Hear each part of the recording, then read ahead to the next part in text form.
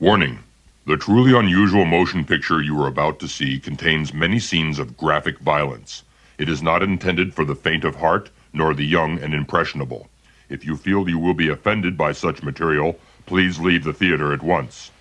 Note, all of the mutilations, bodily dismemberments, and cannibal rituals were performed by seasoned professionals.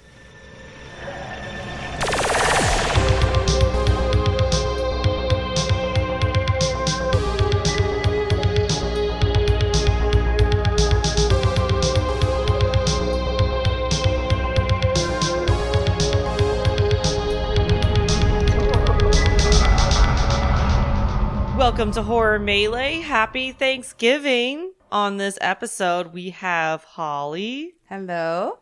Patrick. Gobble gobble. And myself, Steph. And we are going to discuss 1987's Blood Diner in honor of the Thanksgiving festivals and feasts. Are you fed up with fast food? Want to blast the burgers? Like to massacre the milkshakes?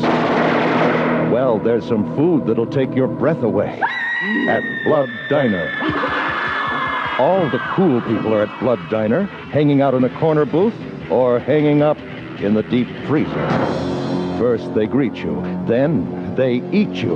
Blood Diner, under 17, not admitted. Yeah. Good old cannibal feast. a buffet, if you will. Yes, a bloody buffet. I mean, not to get like immediately political about like Thanksgiving and how it wasn't the Native Americans and Pilgrims coming together. Rather, it was, I don't know, the Pilgrims coming to slaughter the Native Americans. Yeah. Being a part Native American, I have some thoughts about that. But, you know. Yep. I'm going to just take the disclaimer from Blood Diner. Yes. Yes, That's please. like, if you are offended by any of this, just leave the theater. I knew I was going to enjoy the movie as soon as that popped up on screen. I was like, all right. I think my favorite part of that warning was that, what was it? All the mutilations and cannibal rituals are performed by professionals. Seasoned professionals. Were they, though? Were they chicken flavored or steak flavored? Old Bay. Oh, the best. So, Blood Diner, directed by Jackie Kong. Jackie Kong directed The Being, Night Patrol, and The Underachievers. I have not seen any of those. Me neither. Not one. Which is really upsetting to me. They all, like, especially The Being, Patrick, that looks like it's an alien movie. Yeah, I actually think this movie is on my list of like movies I want to see. I just have not pulled it out of the hat to watch. Yeah, no, she's definitely an over-the-top horror film and irreverent comedy director. Absolutely love it. This movie also, it was written by Michael Saunier, who's also right up there in the B-movie 80s horror genre, and stars Rick Burks, Carl Crew, Roger Dower, Lynette LaFrance. Awesome name. Yeah. I'm Lynette LaFrance. Blood Diner is the only thing that she's done, according to IMDb. Yeah, a bunch of people I saw, like, this is their only thing. Well, Rick, he was in a band, and then he passed away. So he wasn't not in things because he didn't get work. He got in a car accident or a motorcycle accident. Yeah, wasn't it, like, not too long after this?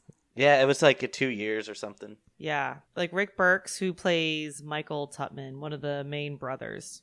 Yeah. And then Lynette LaFrance, I think, just opened a perfume line under her name. Called Fuck White Patriarchy. Because I loved all of her jokes being like, I'm going to give you the nicest like apology I've ever given to a white man. I was like, yes, that's right.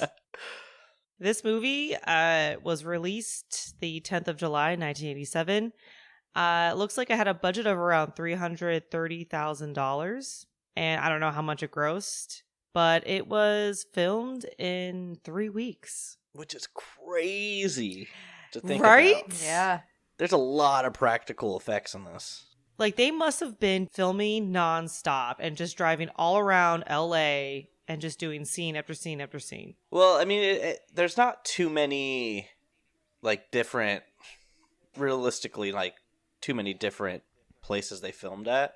I imagine she probably just kept a really tight schedule and planned everything out to a T perfectly to hit all that in 3 weeks. Yeah. Yeah. Like, the ending alone.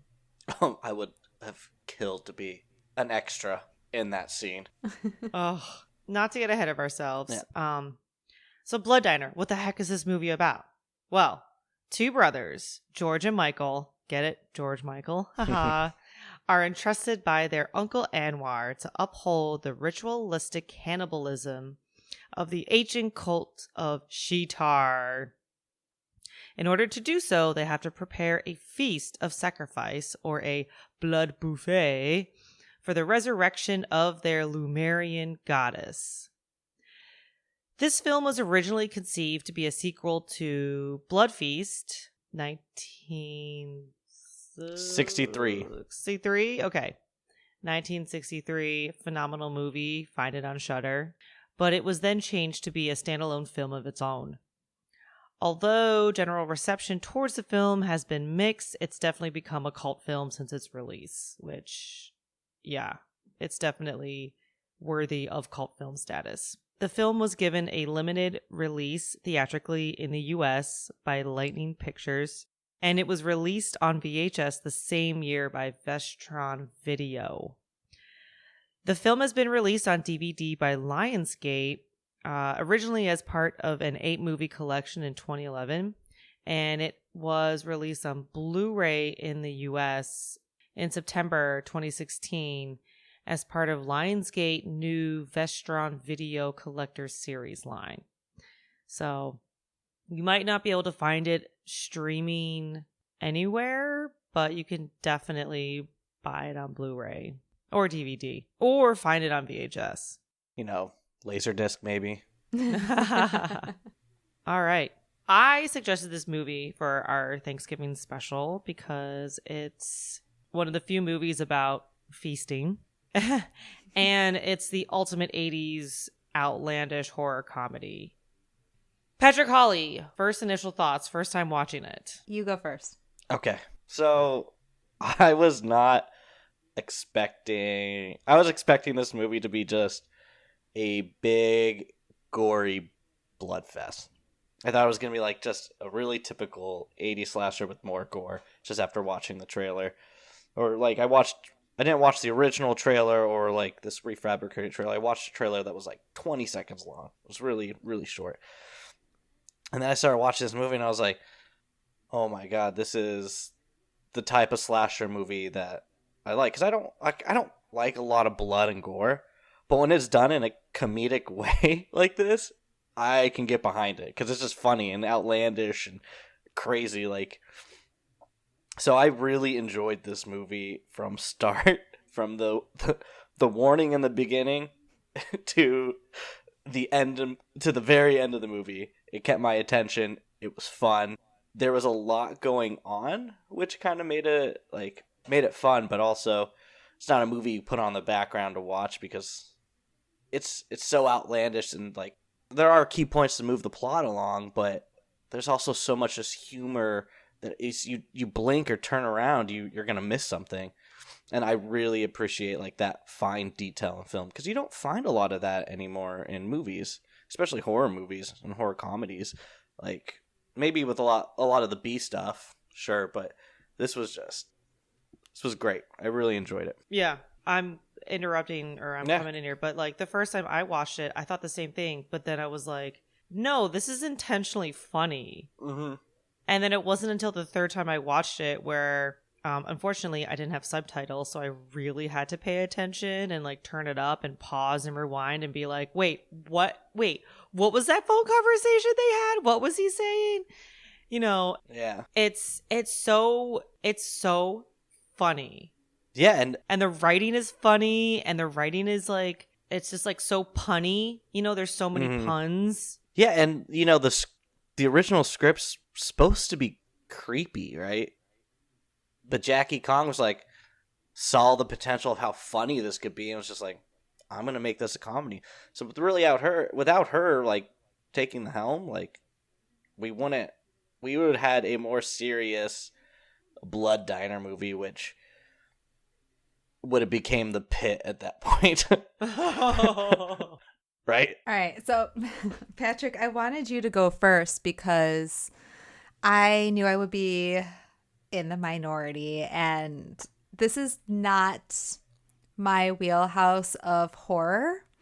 And I mean, there were a lot of things in there where I chuckled to myself. I was like, okay, that's ridiculous. But this kind of like over the top comedy, a lot of times I just struggle paying attention to it. And I've always had this issue with like really pinpointing what about comedy like is a hit for me and like what just completely falls flat. But I mean, there were a lot of things in here that I was like, okay, yeah, that was really funny. And then a lot of things I think that were supposed to be funny, they just, I don't know. I kind of wanted to take it more serious, but then, yeah, like thinking about it, I'm like, this is a serious movie, just would not work. It would be awful. Yeah. Like, but have either of you read about who they wanted to have in like the serious version of this movie? Mickey Rourke. No. So I the hope was that Herschel Gordon Lewis would direct this, but he was already retired. He was way too much money, and they had a teeny tiny budget, so of course, you know, they couldn't get him. So they wanted the brothers to be played by George the Animal Steel, the wrestler, and Michael Berryman from, you know, The Hills Have Eyes and like Rob Zombie's movies. And again, they were too expensive, but I'm like, okay, I'm just trying to put these people in. I know it'd be a completely different movie, but I'm like, no, that just wouldn't work. So it does work as this over the top comedy. It just doesn't work for me personally. That being said, I loved the end. Like that, the end, I was like, ooh, okay, like I'm gonna like sit down, watch this. And I was like, that made my rating a little higher. But yeah, if anybody out there listening finds themselves aligning with me more and my taste of horror, then this is a good one-time watch. You can find a lot of funny things in there, but if you're like me, you might not like, you know, want to go buy a Blu-ray and, you know, seek it out. Yeah, definitely. Yeah, you definitely have to have an open sense of humor and like you laugh at fart jokes and guys like talking about their schlong sense of humor. You gotta love stinky cheese, because there's so much cheese in this movie. To the point where it's like, it's so much that I don't know how they did, because there's so much cheese in it usually, because I love a lot of cheese. I love a cheesy movie, but there is a point, right, where it gets too much and you're just like turned off from it.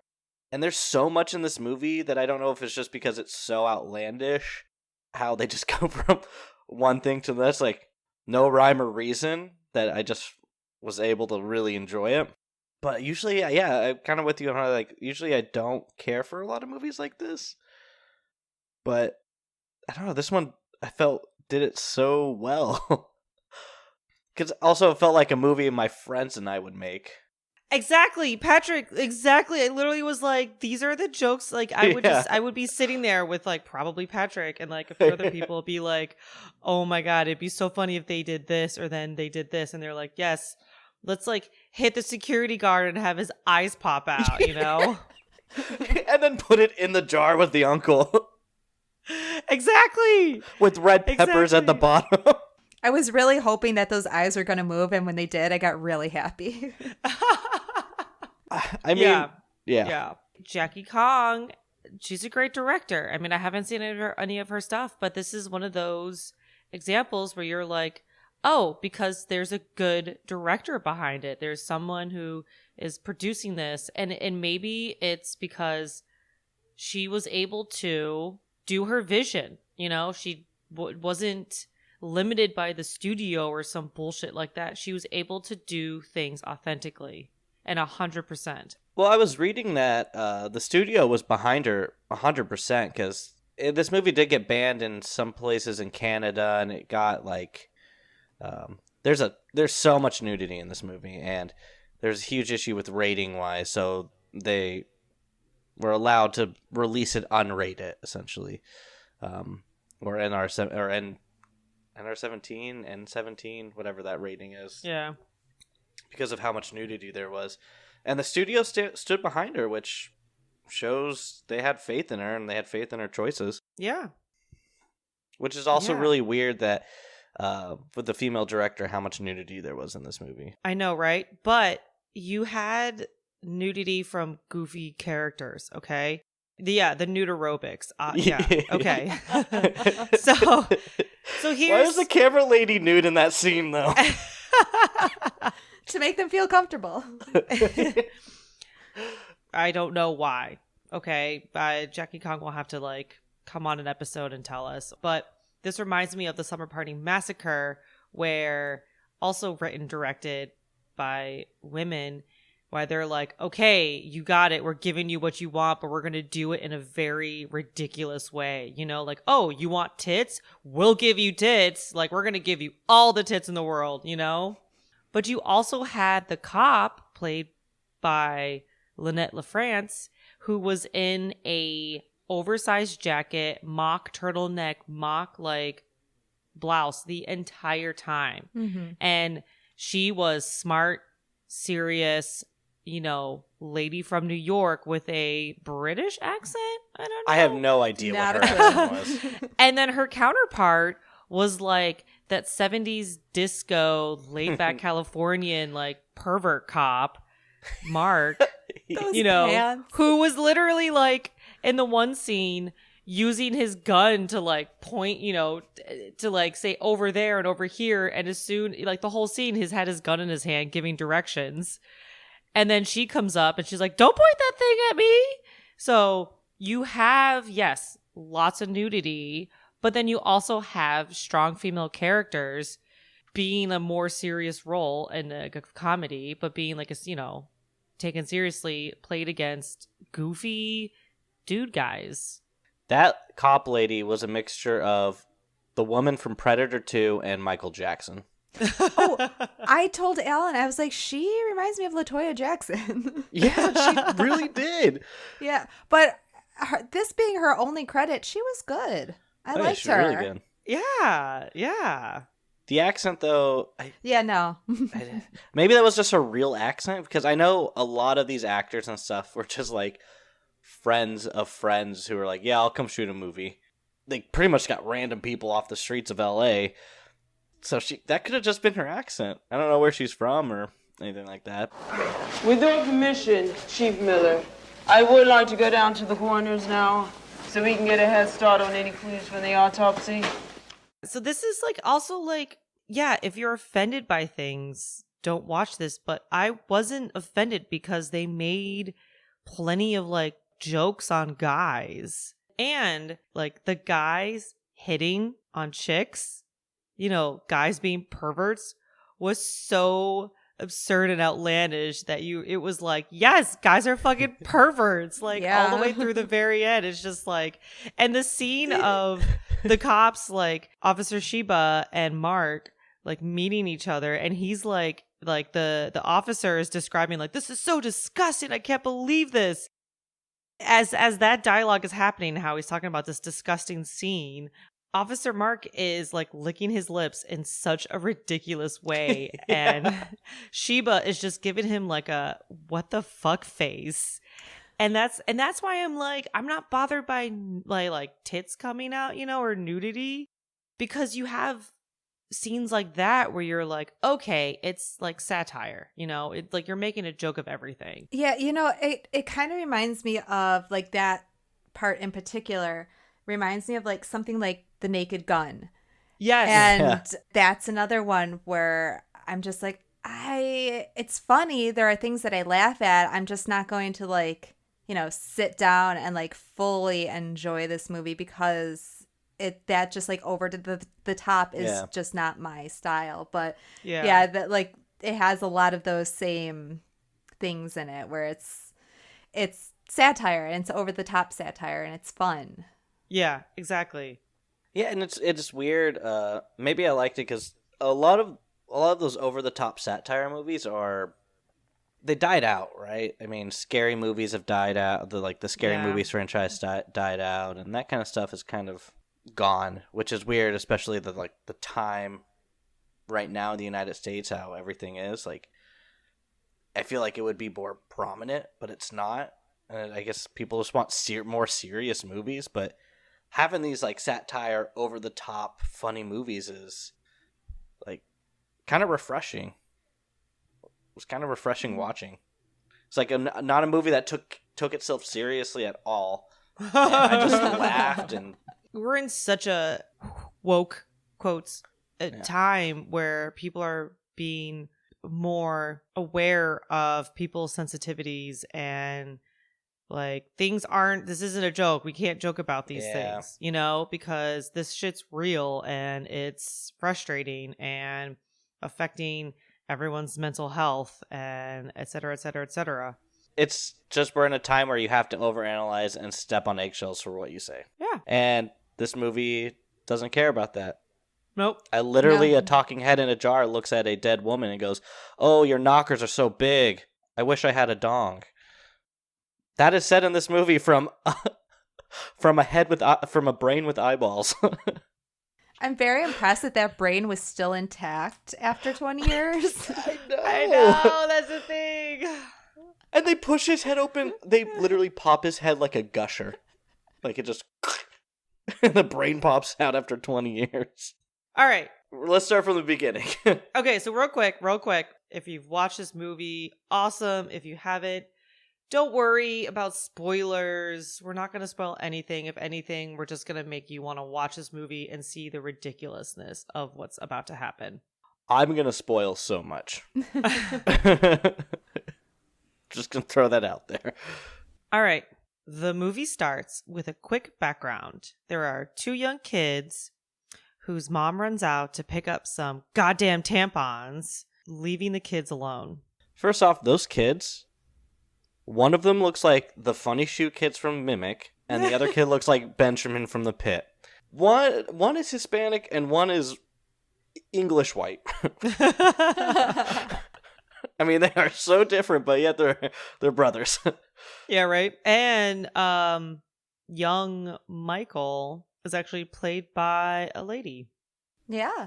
I love that. A little girl dressed in a little boy drag.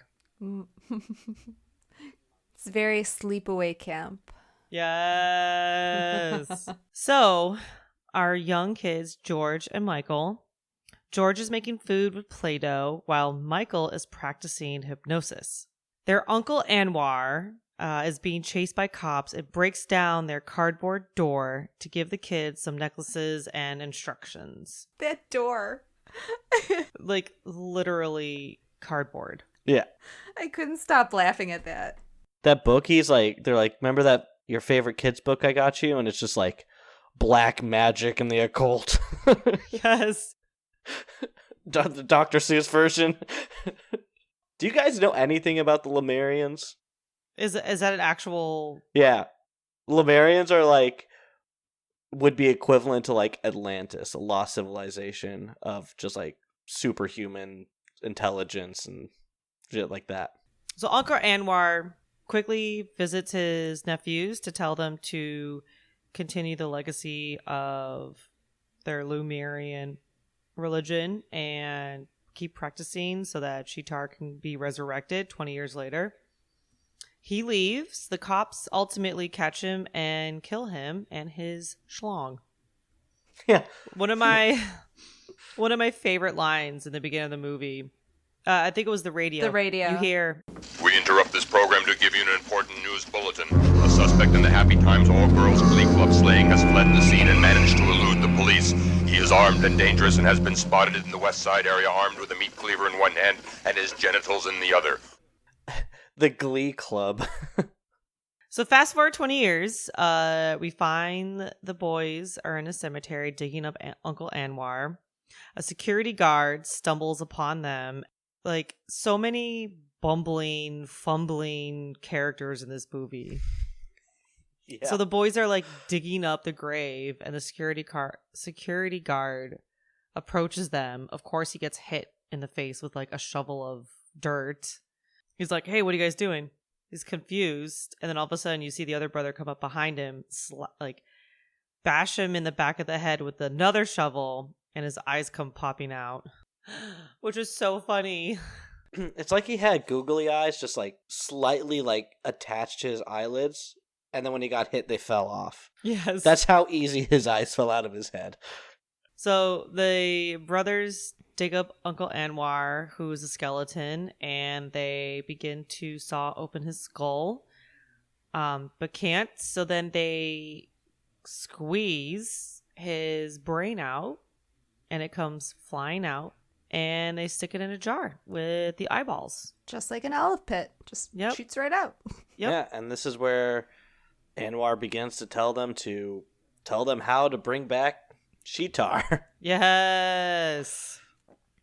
Which I have no idea what she's a goddess of. Okay, when I was watching this, I was like, to preface that, so I don't have like too much like academic knowledge in the subject, but you know, I know a fair bit amount of mythology and everything. So I was watching this and I was like, Sheetar, like the goddess Ishtar? And sure enough, when this was supposed to be a serious horror movie, it was supposed to involve the goddess Ishtar. Who is the goddess Ishtar? She is funny enough, not a Lumerian goddess, but a Sumerian goddess. Oh my gosh. Of so war she's an alien. and sexual love. So it very much fits. Like they kept it there, like the essence of who Sheetar is. But I just thought it was so funny. Like, we're just going to change a couple of these letters and it's totally fine. That's why they're trying to bring it back in the 1980s of Los Angeles. Go down to the Viper Room and stuff. So they literally just was like, it's not Ishtar, it's going to be Sheetar now. She's a woman. So the boys must construct the body of Sheetar from the body parts of many immoral girls. Ooh. Yeah, I love the idea that like the body must consist of like immoral girls, but the sacrifice must be a virgin. It must be a virgin. Yep. Well, you know, immorality, consuming purity, you know, there's like a metaphor right there. Yeah. Yeah. I don't think this movie's deep enough for No. It's they're perverting everything in a very funny way. Yeah. And I love, oh man, Uncle Anwar, brain in a jar, is such an amazing character. Like his whole speech about like what they must do. Remember the night I came to see you? That night, on this mission, I lost my genitals and my life because of lack of discipline with the Glee Club girls. I couldn't stop myself from indulging. You boys must stay celibate. This is a mission I failed to accomplish in my lifetime. You, my nephews, must construct Sheetar from the body parts of many immoral girls. But this is just the start. In order to raise her from the dead, a ceremony must take place. Michael, find a virgin to sacrifice to Sheetar at the ceremony. George, you must cook a blood buffet. That will summons the goddess to take over the body you have constructed for her. Sheetar. An immortal goddess more powerful than Superman. We will use your diner to find our victims. I will do the choosing. Oh, it's so funny. He's so funny. Okay, so we then find out that the boys run a vegetarian diner called Tutman Cafe, where they make veggie burgers out of human body parts, dogs, cats, any gender, and whatever else they come across. My favorite character. That's when we meet my favorite character in the movie. Vitamin. Yeah, vitamin C. He's like the fattest, heaviest guy. And he's like, yeah, I've been to every vegetarian restaurant there is in the United States. I'm a connoisseur vegetarian. I'm vitamin C. Yeah, the humor of like, oh, like this health craze and how you're like, there's like this overweight dude who's not healthy. Well, that and he can just vomit on command also. Oh my god. Which is a trait, man. That is good for anyone that can do that. I don't usually like scenes like that, but that was amazing. Yeah. There is a scene where this vitamin C is like their best customer and he's there like all the time. He's told everybody about their cafe and he makes some rude comments about George because George, the brother, who's the chef of the restaurant, loves wrestling. And so he's like, why do you like this homo sport anyway? Or something like that. And George is just like, I'm going to fucking wrestle you, you know?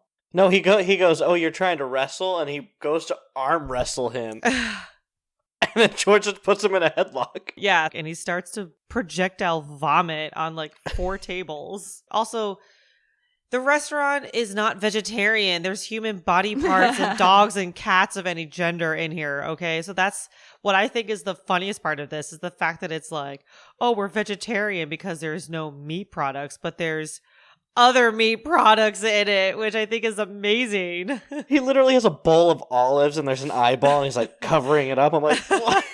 I chuckled really hard when, I guess you would call that a laugh. I laughed when they ran out of the what was it, fish finger or whatever? Was it the fish finger special? Yep. Yeah, at a vegetarian restaurant. Yeah, and then they deep fried the fingers. I was like, wow, bones deep fry really well. Apparently, they actually and it only deep fries in 90 seconds. It's like karagi, just flash fry it and eat it. Yeah, so this Tutman Vegetarian Cafe is far from vegetarian. Very. No. We're also introduced to the cops in the movie who are looking initially for the grave robbers and then start following their bloody, murderous trail. And you have this classic cop characters. The captain is super angry and stressed out. You have the 70s laid back, goofy pervert cop that we talked about, and then the serious female cop from New York, Sheba. The boys go on a mission to collect body parts. They start with nude aerobics, a la Point Break style. I love that he ran in with the Ronald Reagan mask. Yeah, I loved it. Yes. Yeah. Was Point Break already out at this point? I feel like Point Break came out in the 91. Oh my god, Point Break came out after this movie. So Point Break copied this movie. Yes, definitely. 100%. It's confirmed here and now on Horror Melee. Point Break copied Blood Diner. Yeah. So the boys like shoot up nude aerobics. They're like slicing like butt cheeks and stuff off of the off the babes. During that scene where he's slicing the butt cheek, that was the first scene Katina just like looked over at me like, what are we watching? The butt cheeks just jiggling and he's got the turkey cutter. Yes, the electric turkey carver. Yeah. That was George's favorite device, I must say. He used that to cut a bun. Yeah. Yep. Then he cut it in the weirdest way and then just ate it. It wasn't used for anything else. He literally, like, instead of cutting it in half horizontally, he just cuts it vertically and eats one half of it. I'm not that hungry, but I want to be equal in this, so. Yeah. Yeah, right? Oh, and then when the cops, like, show up to the nude aerobic bloodbath scene. So the pervert cop, Officer Mark, makes, like, a really dumb joke. And then the captain's response to it is to like punch him in the stomach. Oh, yeah. And then the rest of the movie, every time the captain is upset with something that Mark says, he just punches him in the stomach. Yeah, because he's like, Well, what do you make of it, Mark? Looks like someone had a do-it-yourself lunch meat party. Chief's getting tough. Sorry, Mark. Perhaps I went too far. But I will not tolerate any disrespect for human life on my force. That's okay, Chief. A good detective, no matter how hard he becomes, can't lose his sense of decency. I'm glad you feel that way. I'm like, what? So after the nude aerobics, they put together Sheetar's body, and then they have to get 2 stomachs. They put on costumes, okay, and they go to Club Dread, which was Club Dread inspired by this movie too? Oh, because Club Dread, I fucking love that movie, and that is in the same realm of just nonsense like this. Yeah. But this part's this is one of my favorite deaths in the entire movie. Is it? It's the car? where he grabs the bouncer. Yeah. Yes. He grabs the bouncer and then throws him under a car that's bouncing, and then everyone just laughs. Yeah, I had walked away for a minute, and I walked back into the room at that moment. I was like, what just happened? And then So the 2 brothers go to Club Dread. One is dressed up in like an Elvis 70s disco extravaganza, and the other is 80s goth emo. With a wig. He looks like the new host of the Great British Baking Show. Noel Fielding Jr. No, yeah, that's it. Yep. And they're like, oh, come on, let us into the club. And the bouncer's like, no. And so they throw the bouncer, like literally throw him behind them. And a car with hydraulics who's like bouncing up and down comes and bounces on his head. Everyone in line laughs. And then the other bouncer's like, hey, are you okay? And so the other guy like lets them in and is like, hey, are you okay, buddy? Yeah. What? And then it's never spoken of ever again in the movie. What? Literally, his head crushes like a grape underneath that car. So they bring these 2 chicks back to the cafe where Michael gets weird and frisky with one of the chicks and is like, ooh, have you ever heard of battered girlfriend? Which is terrible. Not to laugh at that, but also like... I knew where it was going, so... Yeah, right? I was like, oh, okay, I man. can chuckle at this. Yeah. Because I know exactly what's going to happen. So he like rubs her down in like what should be like fry batter. And then she comes out looking like Jack in the Box with a perfect circle. I know. She's light, and she's only lightly battered. She is not a double dipped battered, a triple dip batter. She is glazed battered. Yeah. That's it. Actually, the batter just looks like milk. Looks like they just poured milk on her. So the other brother brings the other chick with them and sees her friend stomach being taken out. So she's like, oh my God, runs out. But before she exits, she's like, oh shit, my purse, which I thought was hilarious. So she goes back to grab her purse, picks it up the wrong way, and everything comes flying out of her purse. Would you go back for your purse? No. Never. No. But also, maybe. Yeah. And also, I have done that before where I have grabbed it the wrong way and fuck. Yes. No, when everything comes flying out of your purse, you're like, fuck my life. I thought you were talking about that you've done it before where it's like you were with a murderer and you ran back to get your purse. I mean, things have happened in the past. Yeah. Chicago's an interesting place.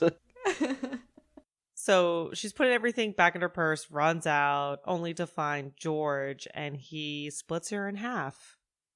Quite easily, too. That knife has to be so sharp. And also really hot because there's no blood. Someone must have cauterized the wound instantly. He had a lightsaber. That's what he had.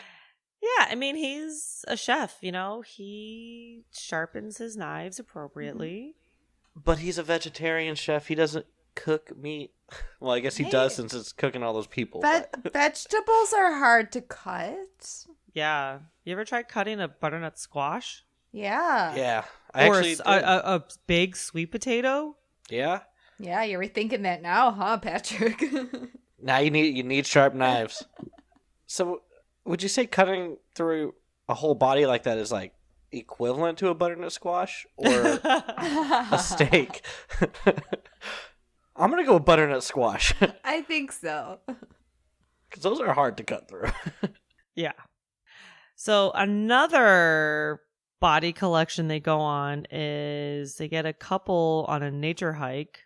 And one of my favorite scenes is as George is on his way to this cave to get this couple because they signed up in their all these people who come into their diner, they get put on their mailing list so that the brothers have their information. So they're like, ooh, they get to kind of see who they want to kill.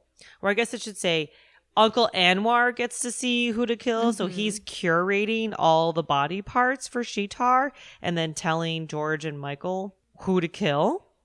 But Michael's also hypnotizing these people or brainwashing these people to put their names on. Yeah. And say yes to things. Yeah. So on his way, he runs over a biker repeatedly. Oh my God. And this is the part the first time I watched this movie, I was like, okay, this is definitely a horror comedy. Everything is supposed to be a joke. Because he is just like la da la da da with like salsa music on the background, you know, going back and the way forth. he's dancing, he's just like shaking his shoulders forward and back.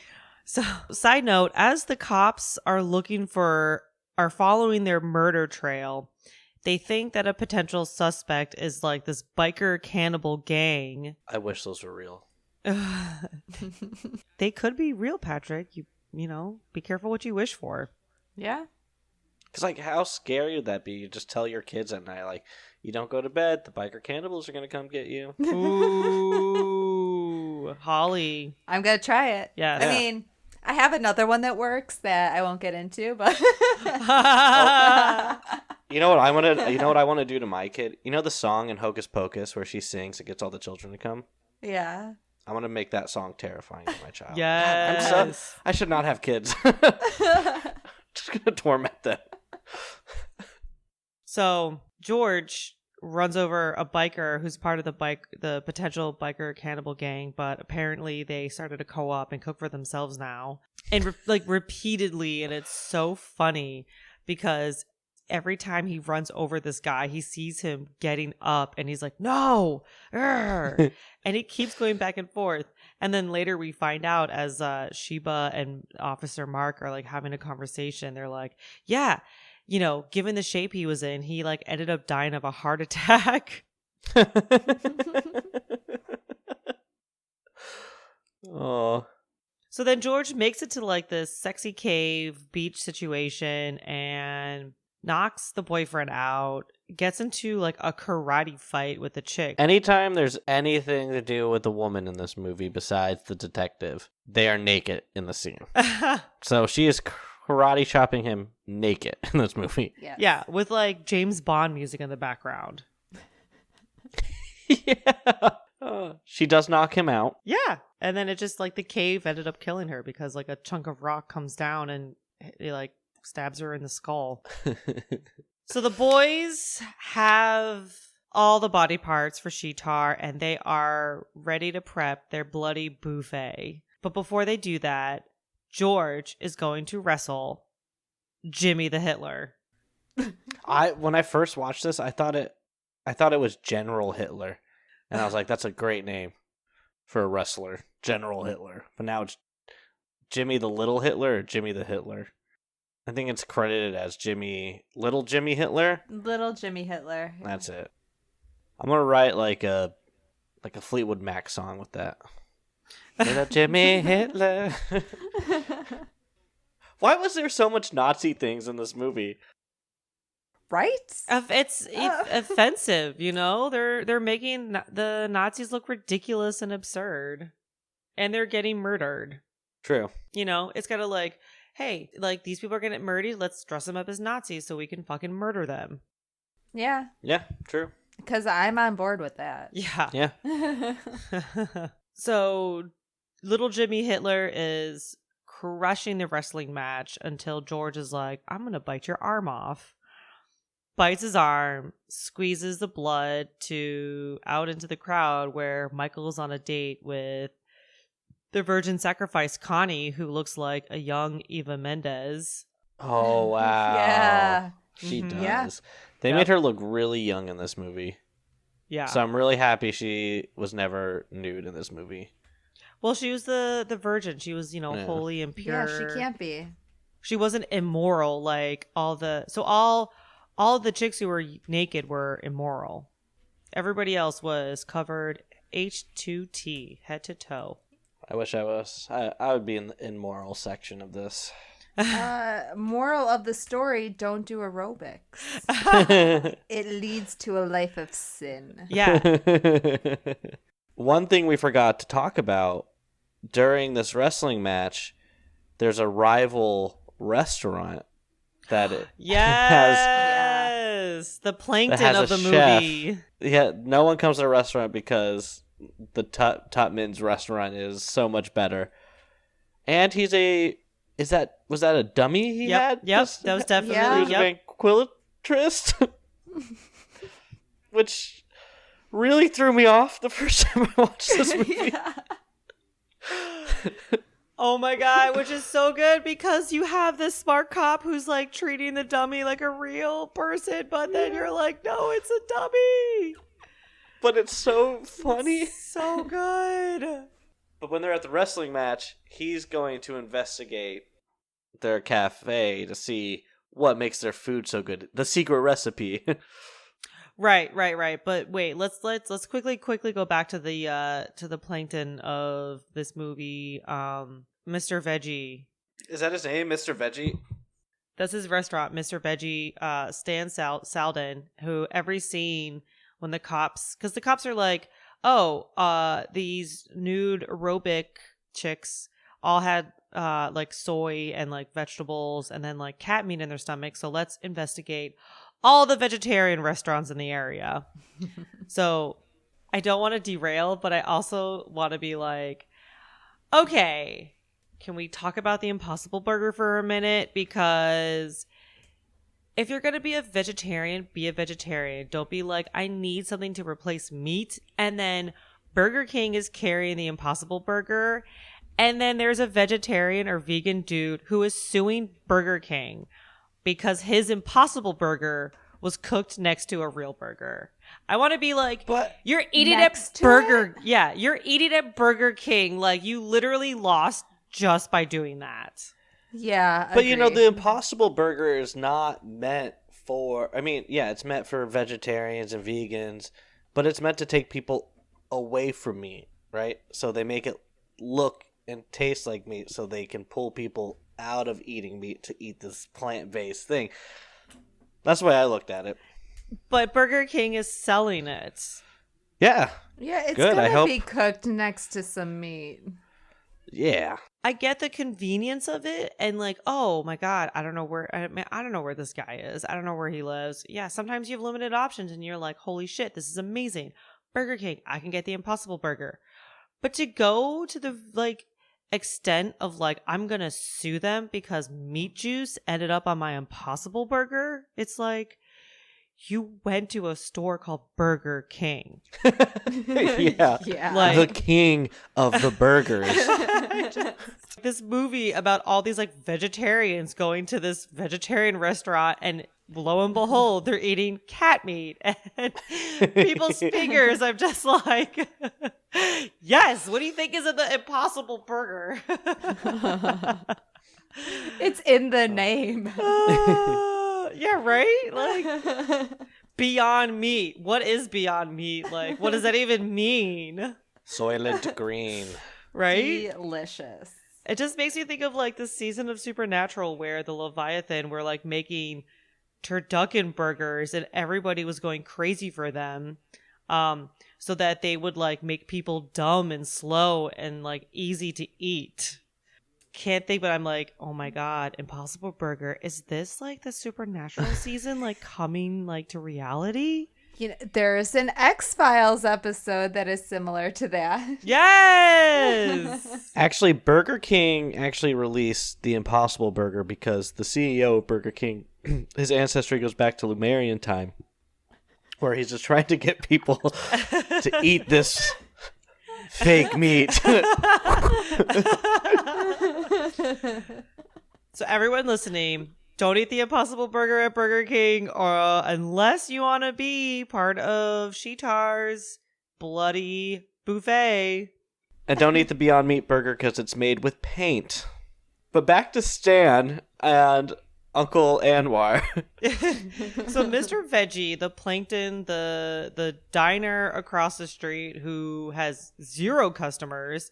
I mean, if this guy could, he would feed Jack the Ripper. Every scene as the cops are talking to him, he's constantly wiping his hands in the grossest, rattiest rag. Meanwhile, Yes. he has like a Cheech dummy eating, like having a conversation with the cop as well. Kind of like giving shit to him too, which is amazing. We're looking for a couple of psychos that like to pick on vegetarians. Any of your customers fit that description? Customers? You need glasses, officer? I'd be glad to serve Jack the Ripper himself as long as he paid the check. Hey, what about me? You get handicapped rates, you little fart. You don't count. Well, if you see anything suspicious... Mister, unless all the goddamn cockroaches in Los Angeles start eating at that place around the corner, I don't think I'll be seeing anything but the mortgage going up in smoke. Tubman Cafe? I checked it out. It's closed. The place is packed all the time. It's their seasoning. It makes everything taste real good and they keep it a real tight secret. What are you, pint-sized Benedict Arnold? Thanks, Stan. Just gonna say that this is another instance where I had left the room and I came back and I was like, what the fuck is going on? And I spent a considerable amount of time watching his lips. I was like, is this supposed to be a ventriloquist dummy? Okay, it is. All right, good. I mean, actually owning a restaurant like they did where, you have to constantly murder people and animals that are not, like, accessible by, Amazon or something to get to deliver to your restaurant. You're working 18-hour shifts. Yeah, easily. It's like Sweeney Todd. They were going nonstop. Yeah. Those meat pies weren't going to fill themselves. Exactly. So this is really about the blue collar man just trying to make a living. It really is. And having religious freedom, Yeah. Oh. So the boys are on their way from the wrestling match, and they stop at a light where Officer Sheba is sitting, getting a recap from Officer Mark, because he went to go visit the officer who ended up catching Uncle Anwar because they found similarities in the murders. So Officer Mark is like, yo, we gotta look up Namtut and find any of their relatives. Also, I think you and I should get to know each other. So I'm gonna put my masculine ego aside and make a constructive effort to understand you, not only as a partner, but as a person. As he's having this conversation, George, they're in a van parked next to Officer Sheba, and he's putting his butt up on the window, and she's half paying attention, throwing her burger at him. But I thought it was so funny that you have Mark, who's been a creep the whole time. He's like, I'm going to put my masculine ego aside and make a constructive effort to understand you. And then he's just mooning her. Yeah, it's those George little is things in this moving on. movie that were just oh my gosh. Yeah, it's a little funny. I guess that's what really makes this movie to me, that because they have these really good small comedic timings that are done perfectly through the movie. Yep. Okay, so the boys, they make it to Club Dread. The people in Club Dread are passing out these hunger pills, which I'm like, okay, cool. People are eating them. And apparently these hunger pills turn the guests into zombies? Yeah, they turn green. but 1980s Hulk green. Yeah. Oh yeah. Well, no, there were some different shades of green in there. If you watch it, there's a brighter green, there's a forest green, an olive green. Yeah. It was just let's just turn them into random zombies, and some have coloring, some don't. Some it's just the face, not the arms. Some it's their whole body. But I just don't understand, because the hunger pills turn them green before they even start eating the people. Or is it? Well, it's the hunger pills turn them into the zombies so that they start eating the stew. Yeah, so they have like no discretion. Because the whole point of the ritual is that the people need to be part of the ritual, so they need to be eating the stew as Sheetar eats the virgin. It has to be timed perfectly. Yeah, these people literally just ate fried fingers. I don't think they'd care to eat boiled human stew at this point. Yeah, but like... Because the stew didn't look like it had people in it. It just looked like, a good Italian wedding soup with some meatballs and chicken. They were also not in the atmosphere to be eating such a stew. Yeah, hot stew at a club does not sound... Yeah, so yeah, they needed a little incentive, so they had those pills. Yeah, someone like drops a bunch of spoons on the ground of a club and they're like, eat up. I'd be like, no thanks. Yeah. Maybe I would. It depends how it looked. Depends how it looked. Depends how drunk and hungry you are and how, Yeah. Did you have something to eat beforehand? Or I've eaten some disgusting things in my life. So I want to be against it. So the zombies are eating the stew and Sheetar comes alive. Apparently Sheetar must eat through her stomach to be fully resurrected. Hot. As the boys are trying to get cute Connie, the virgin, into her stomach, the cops show up and they're like shooting everything and they stop the boys. They shoot Michael, and George gets gets Mark by like a fucking hook. Like, where the heck did that come from? But what is Sheetar doing at this point? She's not just standing there, because Michael's like, hey, use the power of Jupiter to invoke your vengeance. So she's like, oh, right. And so she starts shooting lasers out of her fingers. She's hitting the Nazi punk band playing with, I'm guessing, Nick Cave as the front man. So that band is Dino Lee and the White Trash Review, who it's an actual band that existed in like the 80s. And they spent some time in Austin. Whoop whoop, represent. But good luck trying to find any of their music outside of YouTube. I just literally Google their name, and the first article that comes up is My Life in Dirty Times with Jam and Jelly Girl, the Dino Lee and the White Trash. Yep. And it's literally him standing over someone just wearing a strap on with a whip. Yep. And I'm like, this would be an amazing show to go to. Yeah. Dino Lee and the White Trash Review should be revived and resurrected a la Sheetar. Yeah. I'm going to go listen to him. So that was like a real band, like real music, real band. Real good. Sheetar is shooting lasers out of her fingers. The cops are trying to like stop everything. Zombies are eating people.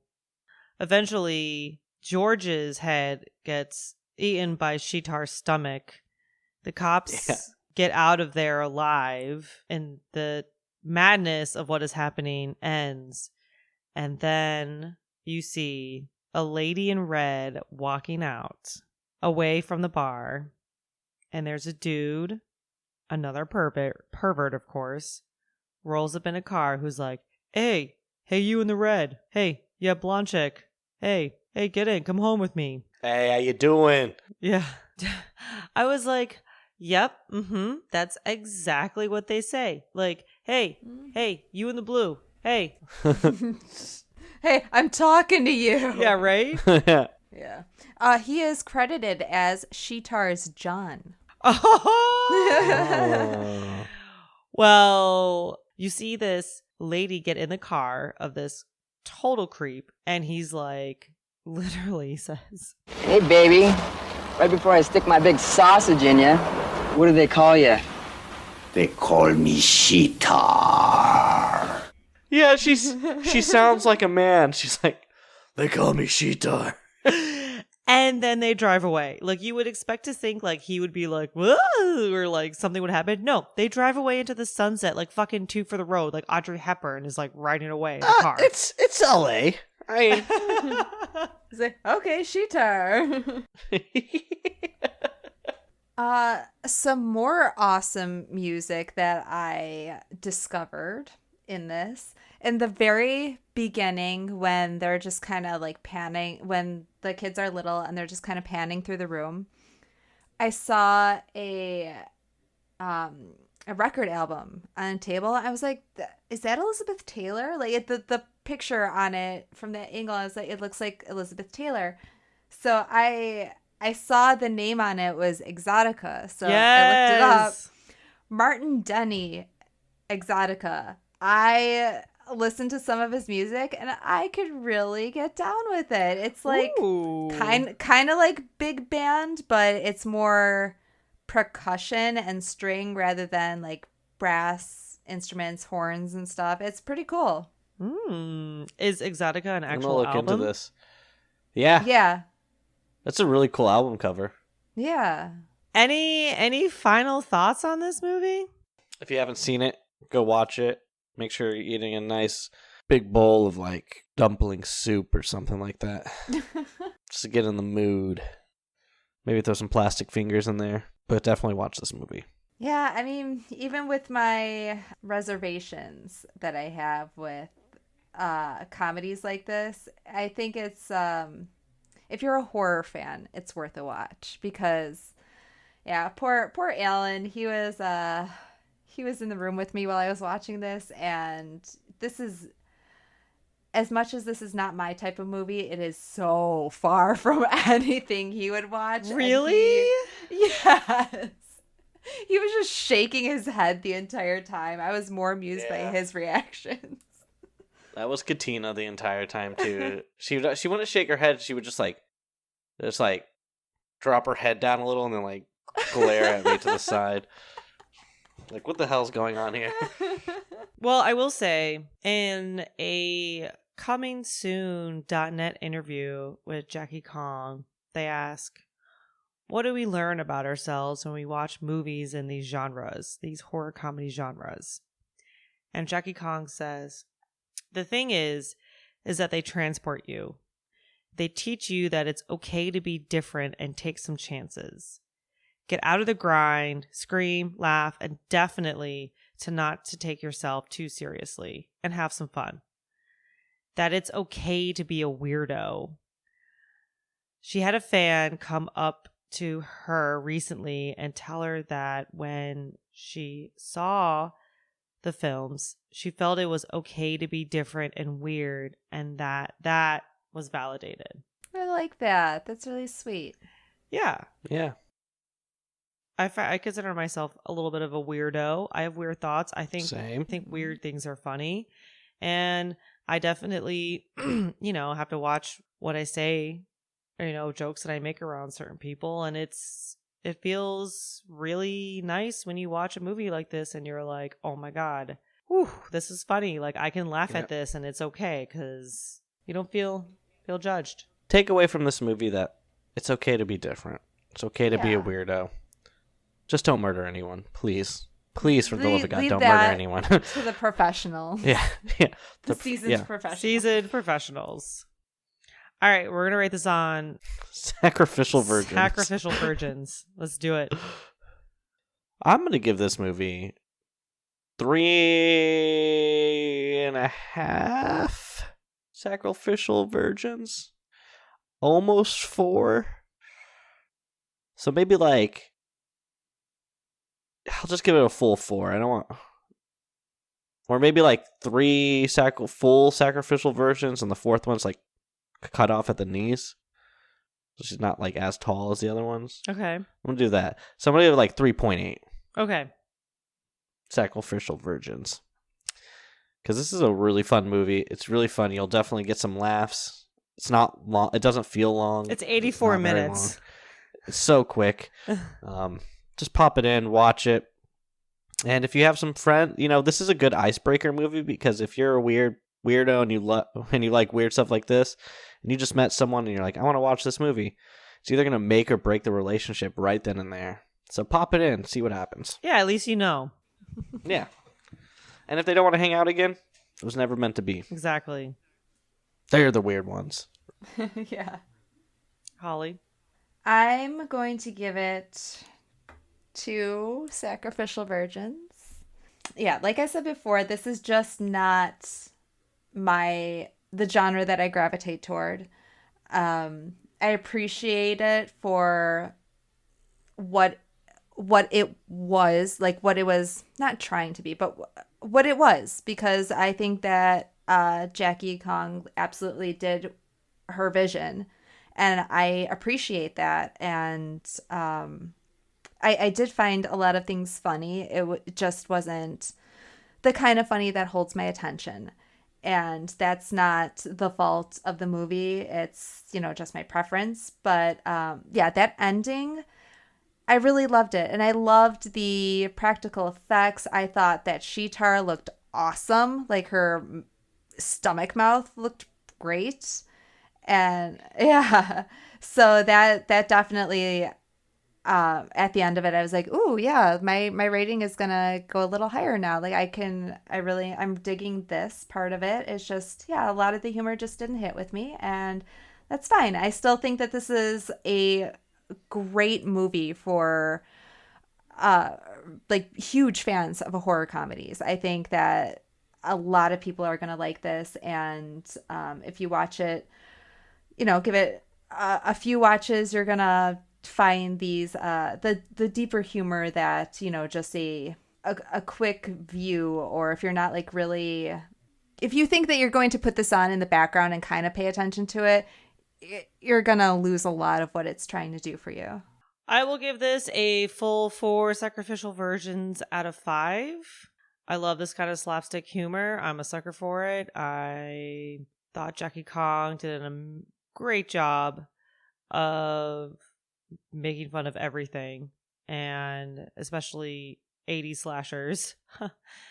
Very enjoyable. Definitely laughed out loud a number of times, and if I could, I would love to watch this with subtitles so I could hear every single conversation, exactly what was happening, to get even more of the comedy coming through.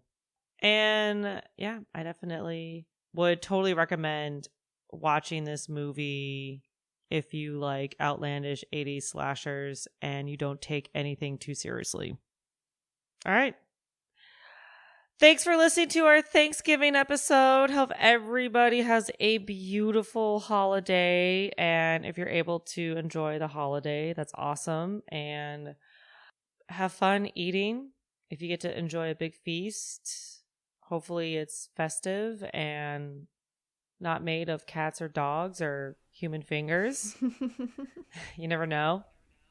Even if you're at a vegetarian feast, don't eat the Impossible Burger, because you could be murdered. Who knows? Who knows what's coming down the line for you? It's impossible for a reason. All right, gobble gobble. Son of a bitch. Shit. Fucking car. We want the mambo. ICC, we want the mambo. ICC, we want the mambo. Hey, hey! All the kids want the mambo. All the kids want the mambo. Well, the mambo at home, the mambo at school. Well, they know they got to mambo if they want to keep it cool. You got to be cool, amigo. You hear? ICC, we want the mambo. And do the mambo.